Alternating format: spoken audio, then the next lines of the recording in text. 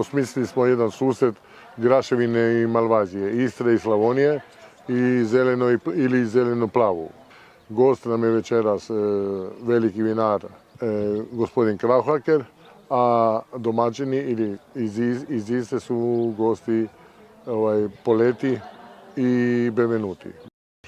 Pa mi smo ovdje uglavnom došli da se nađemo sa kolegama vezano za Graševinu i za Malvaziju. To su dve najkomercijalnija bijela vina Hrvatske i organoleptički nisu čak toliko različita koliko je možda različita potražnja na tržištu.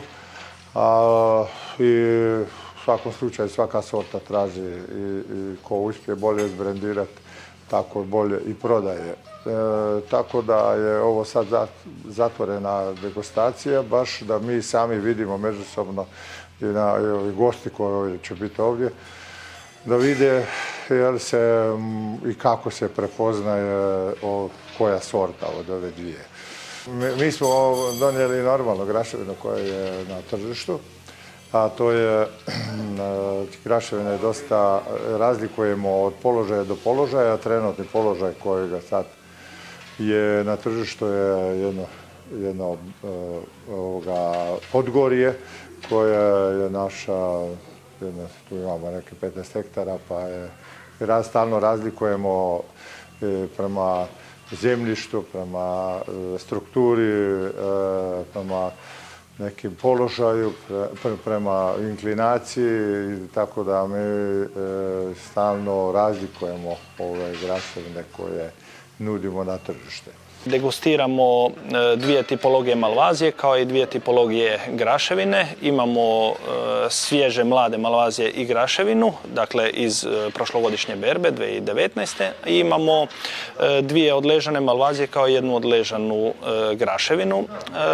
Degustirati će publika, odnosno gosti restorana koji će izraziti neko svoje mišljenje i pokušati pogoditi o čemu se radi, da li degustiramo Malvaziju ili Graševinu. Gledajte, iskreno ne očekujem ništa posebnog, zato što gospodina Krauthakera znam i on je jedan od najvećih hrvatskih vinara. Znam ga jako davno i osjećam jedno veliko poštovanje prema čovjeku koji je u biti jedan bio od prvih koji je pokrenuo tu vinsku priču u Hrvatskoj, privatnu vinsku priču u Hrvatskoj. Tako da čast mi je biti s njim za stolom i uspoređivati moje vino sa njegovim vinom. Iako nemaju vina jedno s drugim nikakvih, recimo to su dva različita vina. Međutim, samo to biti da je on došao, da on želi, mislim da to je jedna jako lijepa stvar. Jer mi smo svi u biti prijatelji, među sobom, kolege, prijatelji i ne osjećam nikad prema kolegama neko želju da se ja istaknem. Ja znam kako je moje vino, mi znamo kako je njegovo vino, da je to sve u redu. Znači, bit će nijanse ili ono što se nekom dopada, da li malo više, malo manje. Znači, osobni okus ljudi koji će biti večeras. Dakle, evo, pripremamo materijale, ove pisane i čaše za takozvanu slijepu degustaciju. Sakrit ćemo etikete da se ne vide koja je čija etiketa i koje je vino. Naime, tu je ideja naći razlike između Graševine i Malvazije. Moramo znati da ovo nije ocjenjivački, nećemo tu tražiti koje je bolje vino i to se nikad ne radi. Uvijek se može ocjenjivati i uspoređivati Malvazija sa Malvazijom ili Graševina sa Graševinom, ali Malvazija i Graševina to su dvije različite stvari. Dakle, oni se ocjenjuju odvojeno, ali se mogu komentirati.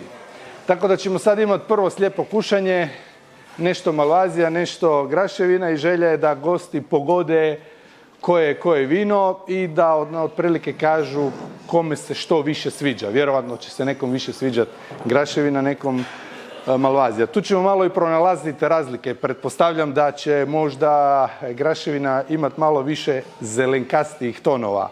Malvazija će imati malo više onako slamnatih, svjetlih tonova. Trajnost okusa ovisi da li je Malvazija sa bijele zemlje ili sa crvene zemlje.